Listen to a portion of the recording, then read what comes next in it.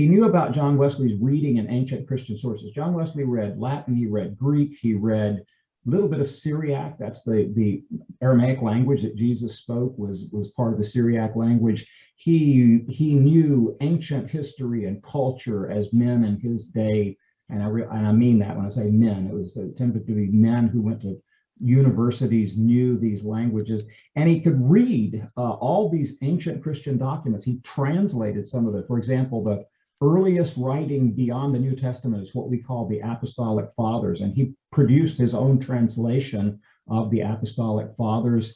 He was fascinated with worship in early Christian churches. He was fascinated with the purity, the holiness of Christians.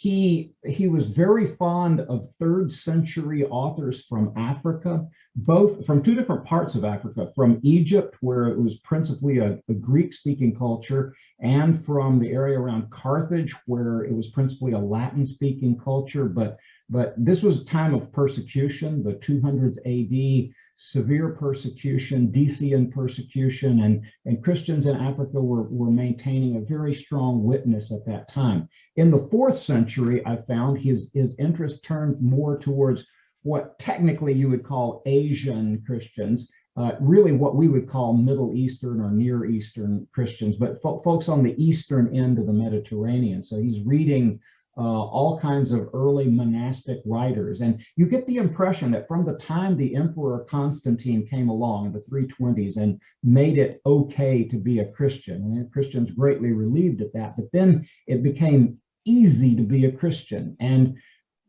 from that point, there were these Christians who went out to the desert to practice monasticism. And you get the impression, I mean, all of the writers from the 4th century that John Wesley was really excited about were monastic writers. They were writing in these monastic communities. They had given themselves up to a life of prayer and service and so forth. And he thinks that's where true Christianity kind of resided after the time of the Emperor Constantine. But he had a great vision. I mean, I call it John Wesley and Christian antiquity. I don't know if I can make that focus, but religious vision and cultural change. And he's trying to change England in his time by looking to this kind of heroic model of what the church was like when it was in a time of persecution, or when people were making these serious commitments to be very serious Christians for life and so forth. That's part of what I've studied there.